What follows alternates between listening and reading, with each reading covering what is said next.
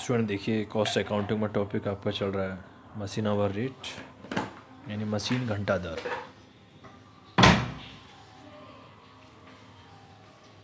देखिए, पहले क्वेश्चन को रीड करते हैं। From the following particulars calculate machine hour rate.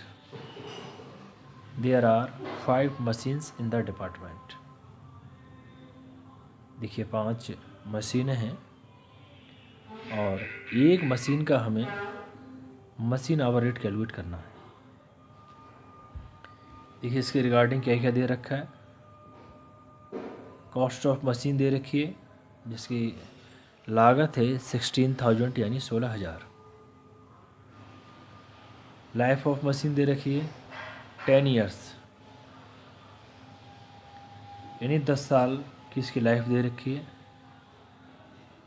Scrap value दे रखी है इसकी 4,000, 4,000 इसकी स्क्रैप वैल्यू दे रखी है। पावर कंजम्पशन पर एनम के हिसाब से देखिए, power consumption per annum 15,000 rupees. Each machine used 10 units per hour के हिसाब से 10 units per hour. Cost per unit ये आपके 0.25 यानी कि 25 पैसे। इसके बाद repairs and maintenance of 5 machines per year, यानी 5 मशीन का रिपेयर्स एंड मेंटेनेंस बैठता है 3,000 रुपये। 3,000 rupees. Rent and tax of department for 6 months, 6 महीने का किराया है पूरा 6,000 रुपये।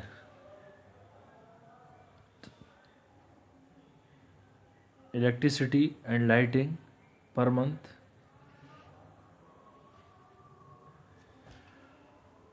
100 rupees. There are 2 supervisor, salary of both supervisor per year 2,000 रुपये।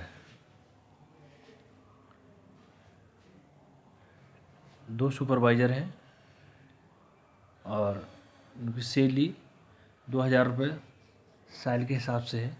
सन्डे सप्लाई पर ईयर 1,000 और कैंटीन एक्सपेंसेस 1 साल के हैं 600 रुपये। क्वेश्चन देखिए, क्वेश्चन में सबसे पहले वर्किंग आवर कैलकुलेट करने के लिए, क्योंकि क्वेश्चन में कहीं भी वर्किंग आवर्स नहीं दे रखे हैं, वर्किंग आवर्स को कैलकुलेट करना होगा। लाइफ ऑफ मशीन तो दे रखी है यानी 10 ईयर्स ये दे रखे हैं और कहीं भी वर्किंग आवर्स नहीं है, तो वर्किंग आवर्स को हमें कैलकुलेट करना होगा। देखिए पहले इस वर्किंग आवर्स को कैलकुलेट करते हैं।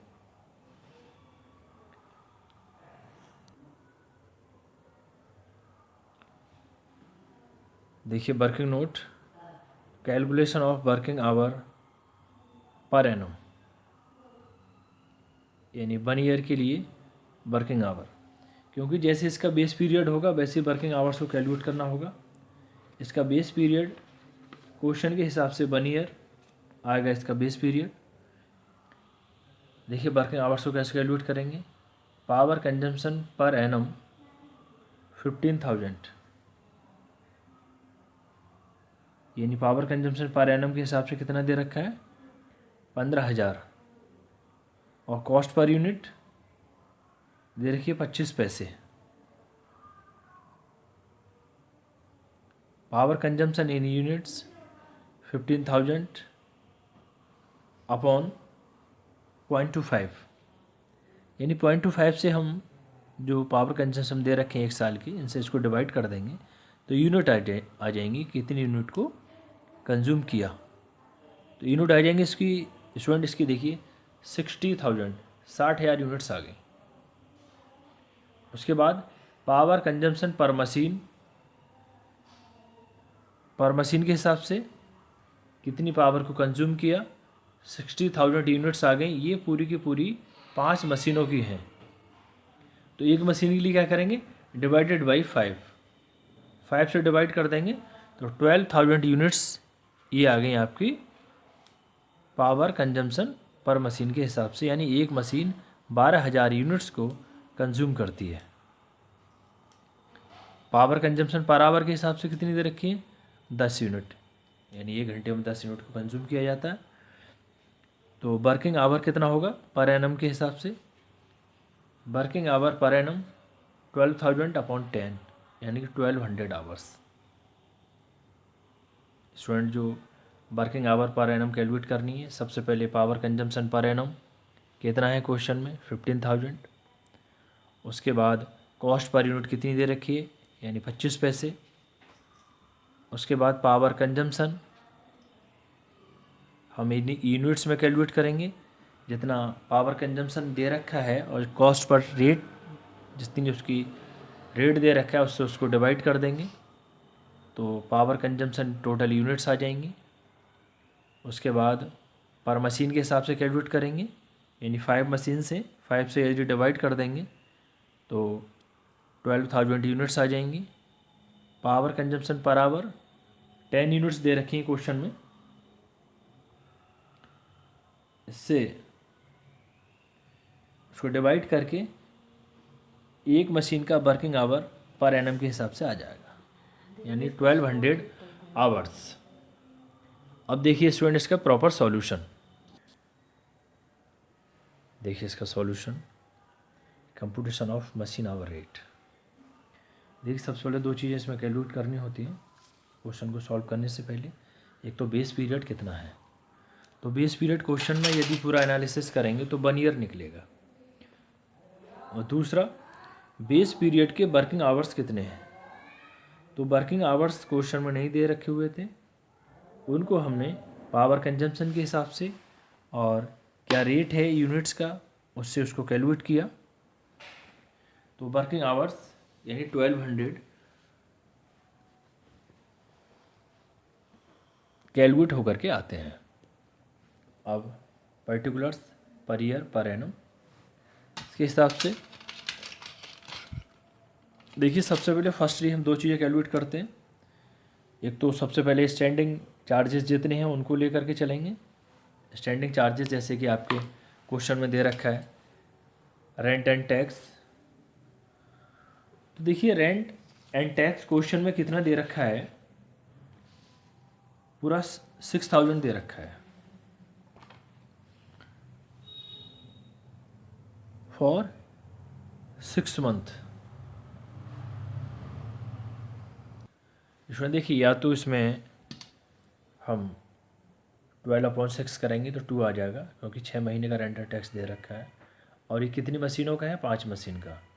हमें एक मशीन का कैलकुलेट करना है तो डिवाइडेड बाई 5, तो ये आया 2400। फिर देखिए नेक्स्ट क्वेश्चन में दे रखा है electric and lighting. Electric and lighting question में देखिए 100 रुपीज़ दे रखी है, 100 रुपीज़ पर मंथ के हिसाब से, और पर ईयर के हिसाब से हमें कैलकुलेट करना है तो इंटू 12/5, क्योंकि इलेक्ट्रिक एंड लाइटिंग ये भी पूरी 5 मशीनों का दे रखा है, एक मशीन का हमें कैलकुलेट करना है तो आएगा 240 rupees. Next supervisor salary. Supervisor salary देखिए 2000 दे रखी है, और ये जो सैलरी है ये पूरी 5 मशीनों के हिसाब से सुपरवाइज़र की सैलरी है, और हमें कैलकुलेट करना है एक मशीन का। तो एक मशीन कैलकुलेट करने के लिए डिवाइडेड बाई 5 करेंगे तो एक मशीन का आ जाएगा, यानी 400 रुपये इस मशीन के लिए सुपरवाइज़र की सैलरी बैठती है। Next sundry supply. अब सन्ड्री सप्लाई 1000 है, और ये भी पूरी 5 मशीनों का है, एक मशीन के लिए डिवाइडेड बाई 5 यानी कि 200 rupees. Next canteen expenses. Canteen expenses देखिए टोटल ये भी दे रखे हैं, पूरे 600 रुपये हैं और ये 600 रुपीज़ पूरे 5 मशीनों के हिसाब से हैं। एक मशीन के लिए यानी डिवाइडेड बाई 5 120 रुपीज़ 120 रुपीज़ 120 रुपये। अब देखिए rent and taxes, electric, supervisor and Sandy supply और कैंटीन एक्सपेंसेस, ये सब के सब हैं आपके स्टैंडिंग चार्जेस। तो इनका टोटल कर देंगे। टोटल स्टैंडिंग चार्जेस आपका 3360 रुपीज़ 3360 रुपये टोटल स्टैंडिंग चार्जेस आता है। अब मेनली हमें क्या कैलकुलेट करना है, स्टैंडिंग चार्जेस पर आवर के हिसाब से कैलकुलेट करना है। तो स्टैंडिंग चार्जेस पर आवर, इसका फॉर्मूला मैंने लिखवाया था पीछे, total standing charges upon working hour in base period. तो टोटल स्टैंडिंग चार्जेस ये हैं आपके 3360 रुपीज़ यानी 3360 और अपॉन वर्किंग आवर्स यानी base period. Base period 1 year और वर्किंग आवर्स आपके 1200 जो अभी पीछे कैलकुलेट किए थे 1200 आवर्स। तो अपॉन 1200 आवर्स, इससे इसको डिवाइड करेंगे। डिवाइड करने के बाद आएगा 2.80 यानी 2 रुपीज़ 80 पैसे, 2 रुपये 80 पैसे। Machine B, machine expenses. Machine expenses में जैसे कि आपका depreciation, repair and maintenance and power, इन सबको हमने भी पीछे कैलकुलेट किया है। तो देखिए फर्स्टली डेप्रिसिएशन, देखिए डेप्रिसिएशन कैलकुलेट करने का फॉर्मूला शुरू में बताया था मैंने, cost of machine plus installation charges minus scrap value. अब जो टर्म्स जिसमें जैसे दे रखी होगी उस हिसाब से करेंगे। इसमें कहीं भी इंस्टॉलेशन चार्जेस नहीं दे रखे हैं, स्क्रैप वैल्यू दे रखी है तो माइनस स्क्रैप वैल्यू। यदि स्क्रैप वैल्यू भी नहीं होती तो cost of machine upon total working life of machine hours, लेकिन इसमें स्क्रैप वैल्यू है। तो कॉस्ट ऑफ मशीन क्वेश्चन में 16,000, स्क्रैप वैल्यू आपकी 4,000 है और टोटल वर्किंग लाइफ जो क्वेश्चन में दे रखी है लाइफ ऑफ मशीन वो 10 ईयर्स दे रखी है। और वर्किंग आवर्स कितने दे रखे हैं, वर्किंग आवर्स आपके 1200। इसमें से इसको माइनस किया 12,000 अपॉन 12,000 यानी 1 rupees. Repair and maintenance 3000, repair and maintenance इसका फॉर्मूला है repair and maintenance upon working hours. Stand ये देखिए 5 × 5 से इसको मल्टीप्लाई किया, ये आए आपके 0.50। फिर पावर का 10 यूनिट्स दे रखी हैं और 25 पैसे के हिसाब से इन दोनों को मल्टीप्लाई किया, 2 रुपये 50 पैसे। स्टूडेंट मेनली हमें कैलकुलेट करना है इसमें मशीन आवर रेट। तो मशीन आवर रेट कैलकुलेट करने के लिए देखिए स्टैंडिंग चार्जेस पर आवर 2 रुपये 80 पैसे, ये थी आपके स्टैंडिंग चार्जेस। फिर मशीन एक्सपेंसेस में आपका depreciation 1 rupees, repair and maintenance 0.50 यानी 50 पैसे 50 पैसे, और पावर आती है आपकी 2 रुपये 50 पैसे। तो standing charges per hour plus depreciation plus repair plus power, इन सबको यदि ऐड करेंगे तो ऐड करने के बाद आएगा ये 6 रुपीज़ 80 पैसे 6.80 यानी 6 रुपये 80 पैसे, यही मशीन आवर रेट हुआ। Thank you student.